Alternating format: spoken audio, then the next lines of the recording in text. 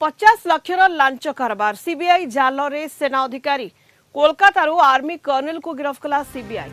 Army tender रे हेरफेर colonel Himanshu बाली गिरफ्त ईस्टर्न कमांड अधीन आर्मी ऑर्डिनेंस कॉर्प्स जड़े कर्नल पाइहार सेना अधिकारी को केंद्रीय तदंत ब्यूरो गिरफ्त कर प्राय 50 लाख टंकार लांच कारबार अभियोग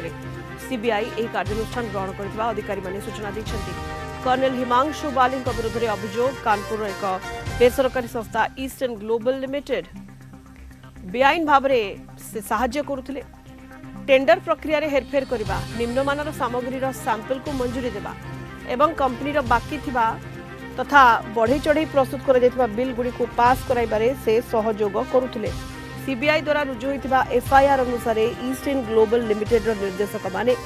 सेनार बड़ बड़ टेंडर हाथेबा लांच देथिले चलित वर्ष आरंभ में कंपनी को मिलता एक प्रमुख टेंडर बदल में कोटी कोटी टंकार लांच कारबार होइतिबा केंद्रीय एजेंसी दाबी करिछि।